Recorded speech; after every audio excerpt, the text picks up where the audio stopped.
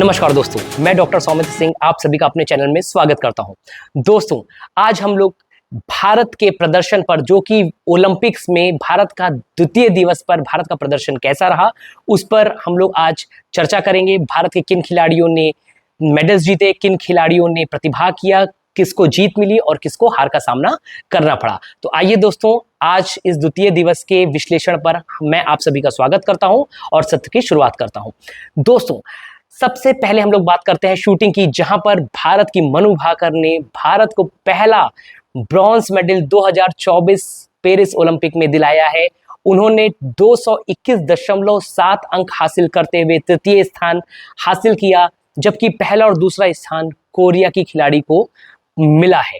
एक समय ऐसा था जब मनु भाकर 10.3 का शूट लगाकर सेकेंड प्लेस के लिए फाइट कर रही थी, उसी के एवज में जहां पर कोरिया की खिलाड़ी ने 10.5 का शूट लगा के सिल्वर मेडल जीता और मनु भाकर ने भारत की झोली में पहला ब्रॉन्ज मेडल दिलाया और भारत की रैंकिंग में सुधार करते हुए भारत को पदक तालिका में 22वें स्थान पर पहुंचा दिया।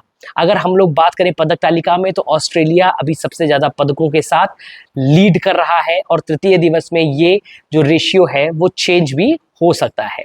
दोस्तों, उसके साथ ही साथ मनु भाकर के ब्रॉन्ज मेडल जीतने के साथ ही साथ भारत के दो और शूटर्स, जिसमें कि रमिता जिंदल और अर्जुन, इन्होंने भी 10 मीटर एयर राइफल में भारत को फाइनल्स में पहुंचाया है और ये इस इंडिविजुअल मेडल टैली के लिए अगले दिन फाइट करते हुए सोमवार के दिन दोपहर 1 बजे और दोपहर 3:10 पर फाइट करते हुए भारत के लिए एक और पदक लेकर आ सकते हैं। भारत को एक और पदक मिल सकता है।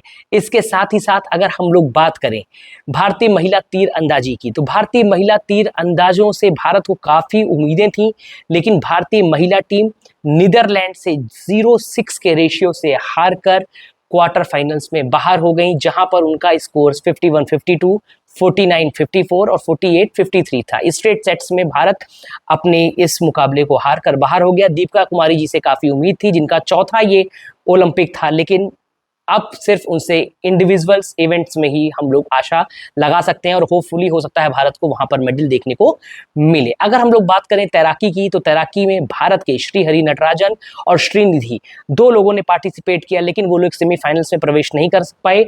क्रमशः 33वें स्थान और 23वें स्थान पर वो ओवरऑल हीट्स में रहे। अगर हम लोग बात करें टेनिस की, तो टेनिस में भारत को सुमित नागल, जो कि वर्ल्ड नंबर 68 है प्रेजेंट टाइम में एटीपी की रैंकिंग में, उनसे भारत को काफी उम्मीद थी, लेकिन वे भी फ्रांस के कैरोटिन मोटेट से सीधे जो सेट्स थे उसमें 2-6, 6-2 और 5-7 से हार गए, जिसके कारण से भारत की एक इंडिविजुअल की बड़ी जो होप थी वो टेनिस में खत्म हो गई। अगर हम लोग बात करें टेबल टेनिस की, तो भारत के फ्लैग बेयरर, जो भारत के झंडे को जिन्होंने थाम कर रखा था, वे इसको ज्यादा देर तक अपने परफॉर्मेंस में नहीं उतार सके और वे टेबल टेनिस के मुकाबले में 4 के मुकाबले 2 सेट से मैच अपना हार गए। अंशत शरद कमल जिनसे हारे, वे स्लोवेनिया के खिलाड़ी थे जिनसे कि वो मुकाबला हार गए। और इसके साथ ही साथ अगर हम लोग बात करें भारत की अंकुला की, तो वुमेन्स सेक्शंस में अंकुला ने काफी अच्छा परफॉर्मेंस दिया और वे अपने नेक्स्ट राउंड में पहुंच गई और 4-0 से उन्होंने अपना मुकाबला जीता। जहां तक की बात करें हम लोग बैडमिंटन की, तो बैडमिंटन में भारत की तरफ से एच.एस. प्रणय ने अपने ग्रुप स्टेज के मैच में काफी अच्छा परफॉर्मेंस किया और स्ट्रेट सेट्स में, ये 12वें नंबर के विश्व के खिलाड़ी हैं, इन्होंने स्ट्रेट सेट्स में 21-18 और 21-12 से मुकाबला अपने नाम किया। अब इनका मुकाबला वियतनाम के 71वें नंबर के खिलाड़ी से होगा। अब हम लोग बात करें भारतीय हॉकी की, तो भारतीय हॉकी का मुकाबला कल आपको देखने को मिलेगा अर्जेंटीना के अगेंस्ट शाम को 4 बजे, जहां पर भारत ने ग्रुप स्टेज के पहले मुकाबले में न्यूजीलैंड को 3-2 के काफी क्लोज मैच में हराया था। अब भारत का मुकाबला 2016 के रियो ओलंपिक्स विनर्स के साथ है, जो कि मुकाबला आप मिस मत करिएगा। और भारत के जो नेशनल गेम्स है, जिसको अनऑफिशियल नेशनल गेम्स के रूप में भी हम लोग जानते हैं, उस मुकाबले को आप लोग शाम को 4 बजे जियो सिनेमा पर अवश्य देखें। अगर हम लोग बात करें भारत के बैडमिंटन की, तो भारत के जो सिंगल्स के प्लेयर हैं लक्ष्य सेन, उनका मुकाबला 5:30 बजे होगा बेल्जियम के खिलाड़ी से, जबकि महिला युगल का मुकाबला पोनप्पा और तनिषा का 12:30 बजे 12:50 पर होगा।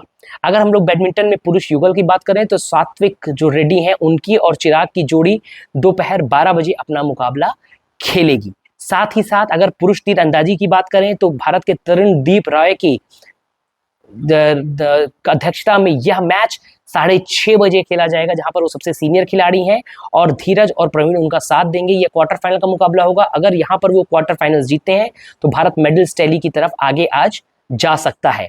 इसके साथ ही साथ भारत के अन्य मुकाबले भी, साथ ही उसमें रैपिड चार्ज के मुकाबले जो रोइंग के हैं वो भी चल रहे हैं, और भी अलग अलग टेबल टेनिस के मुकाबले चल रहे हैं, जहां पर हम सभी लोग जियो सिनेमा पर इसको देख सकते हैं। और भारत अभी अपने पदक तालिका में एक ब्रॉन्ज मेडल के साथ 22वें स्थान पर बना हुआ है। तो दोस्तों, तीसरे दिन जो भारत का तृतीय दिवस होगा उसमें हम आशा करेंगे कि भारत को आर्चरी में मेडल्स आए और भारत उसमें जीत का परचम लहरा सके। हॉकी में भारत अपनी जीत की तरफ अग्रसर हो। मुझे आशा है कि आपको ये उम्मीद है कि आपको ये हमारी जो जानकारी है वो अच्छी लगी होगी। अगर आपको जानकारी अच्छी लगी हो तो हमारे चैनल्स को सब्सक्राइब करें, वीडियो को लाइक करें और बेल आइकन दबाना बिल्कुल ना भूलें। मैं तृतीय दिवस की जानकारी लेकर कल पुनः आपके साथ फिर से आऊंगा। धन्यवाद, नमस्कार।